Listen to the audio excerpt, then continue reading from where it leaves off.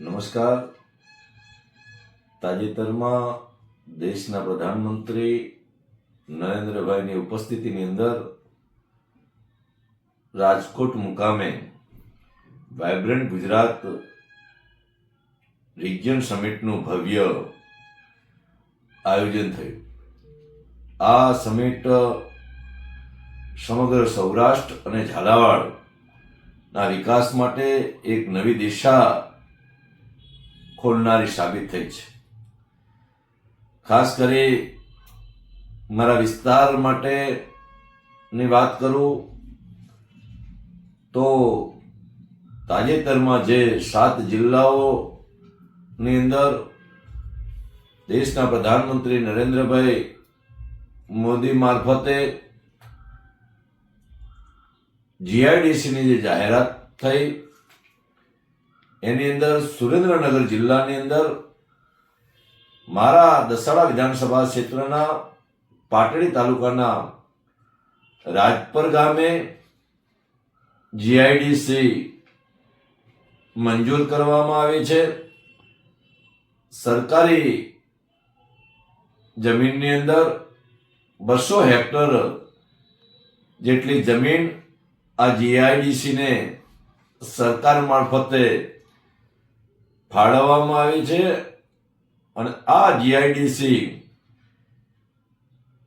થવાના કારણે આ વિસ્તારનો વિકાસની નવી દિશાઓ ખોલવાની છે. ખાસ કરી ગર્વ એ વાતનો છે કે આ જીઆઈડીસી આ પ્રોજેક્ટ એ ફક્ત ઈંટો સિમેન્ટનું બાંધકામ નહીં પરંતુ આ દસાડા વિધાનસભા વિસ્તારના ભવિષ્યનો પાયો છે. આ જીઆઈડીસી આવવાના કારણે વિસ્તારની અંદર યુવાનોને સ્થાનિક કક્ષાએ જ રોજગારીની તકો ઊભી થશે, જેથી આપણા દીકરા દીકરીઓને ધંધા અર્થે દૂરના શહેરોની અંદર સ્થળાંતર નહીં કરવું પડે, ઘર આંગણે જ રોજગારીનું સપનું સાકાર થશે. તેમજ નાના અને મધ્યમ ઉદ્યોગોને વેગ મળશે. ટ્રાન્સપોર્ટેશન, હોટેલ અને અન્ય નાના વ્યવસાયો પણ આ વસાહતની આસપાસ ધમધમતા થશે, જેનાથી સમગ્ર દસાડા વિધાનસભા વિસ્તાર અને આસપાસના ગ્રામ્ય વિસ્તારનું અર્થતંત્ર મજબૂત બનશે. ઇન્ફ્રાસ્ટ્રક્ચર ખાસ કરીને ઉદ્યોગો આવવાથી રસ્તા, પાણી, વીજળી જેવી માળખાગત સુવિધાઓ પણ સુદૃઢ બનશે.